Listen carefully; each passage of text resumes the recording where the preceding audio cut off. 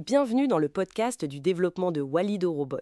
Aujourd'hui, on explore les avancées récentes des versions 0.35 et 0.36.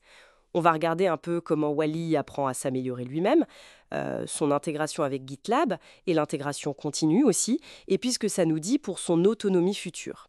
Et on abordera aussi une idée assez intéressante pour aider des projets open source, et puis quelques défis avec les tests générés par IA. Alors, commençons peut-être par la version 0.35, le fameux mode serveur MCP intégré. Concrètement, ça veut dire quoi? Que Wally peut parler directement aux outils GitLab, issues, code, ce genre de choses. C'est exactement ça, sans serveur externe. C'est ça le point important.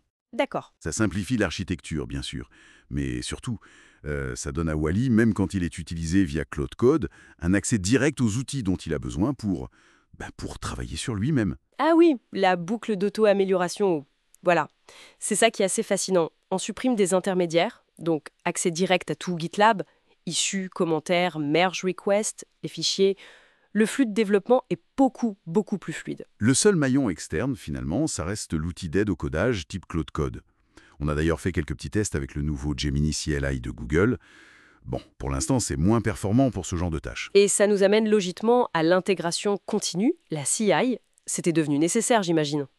Ah oui, on s'est vite rendu compte que les agents Wally, pour être efficaces, ils doivent comprendre et utiliser la CI. C'est fondamental. Pour valider leur travail, en gros. Le code, les tests. Exactement. Qualité du code, test unitaire, style, tout ça. Et l'avantage, c'est que GitLab CI, ça fournit déjà tout cet environnement de validation. Donc, peu importe où l'agent tourne, il fait un commit sur GitLab et hop, il a son retour quasi immédiat via la CI. C'est une boucle de feedback hyper puissante pour l'apprentissage. Et même le processus pour intégrer ça est devenu plus malin. On n'ouvre plus d'issues manuellement. C'est ça. On peut demander directement via Claude Code, qui parle le serveur MCP, d'intégrer les outils CI. Wally a créé l'issue lui-même, il l'a documenté Ah ouais? et il a développé les outils. Et le truc génial, c'est que dès qu'un outil est développé, il est dispo immédiatement. La 0.36, justement, elle fournit ces outils pour inspecter les pipelines CI, les jobs, les logs. Donc, la prochaine étape, si je comprends bien, c'est de rendre Wally encore plus proactif, que le serveur MCP puisse envoyer des notifications aux agents. Oui. Transformer les to-do GitLab en tâches concrètes, distribuées aux agents. On va vers un modèle hybride. Hybride. Oui, Wally, via le serveur MCP, gérera les notifications, la distribution du travail depuis GitLab. Mais l'implémentation elle-même, l'écriture du code, la doc, ça sera souvent encore fait par un outil comme Claude Code, avec supervision. Mais pour des tâches simples, on pourrait envisager une automatisation complète. Potentiellement, oui. Très bientôt, même peut-être la semaine prochaine, pour certaines tâches basiques, le système multi-agent de Wally pourrait distribuer et réaliser le boulot de façon autonome. Mais le modèle hybride reste essentiel pour le plus complexe donc, la collaboration humain-agent. Absolument, c'est crucial pour les tâches peu fines. Wally ne va pas encore en tout cas, avoir ses propres idées d'amélioration, mais il pourra implémenter celles des humains. Et cette capacité multi-agent, ça ouvre d'autres portes. Vous parliez de l'open source. Oui, c'est une réflexion intéressante qui a émergé. Est-ce qu'on pourrait utiliser ce système pour aider des mainteneurs de projets open source critiques? On a vu l'exemple de libxml2. Ah oui, le projet ultra utilisé, mais où les mainteneurs sont débordés. Voilà. L'idée, ce serait d'utiliser les agents Wally et les LLM pour aider à investiguer, diagnostiquer, peut-être même corriger des bugs. Ce serait une aide précieuse. On prévoit d'ailleurs un test sur libxml2, sur des bugs mineurs, pour voir ce que ça donne.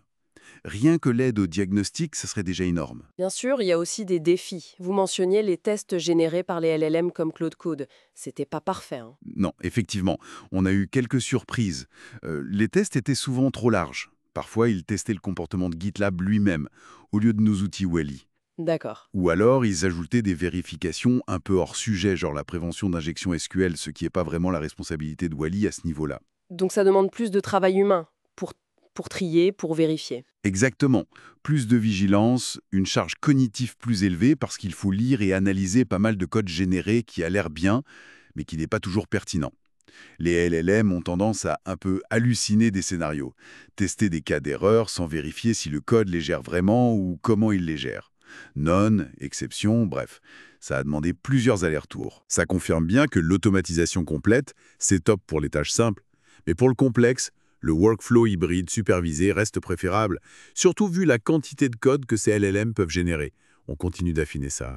Bon, donc si on résume un peu tout ça, Wall-E progresse vraiment vite, il apprend à s'améliorer lui-même, avec l'aide d'outils comme Claude Code et GitLab CI. Le potentiel pour aider ailleurs, comme l'open source, est bien réel. Mais l'utilisation des LLM, notamment pour les tests, ça demande encore pas mal de supervision humaine. C'est ça. Et peut-être pour ouvrir un peu la réflexion, maintenant que Wall-E démontre cette capacité d'apprentissage et d'interaction assez complexe sur sa propre structure logicielle, quelle pourrait être la prochaine application un peu surprenante?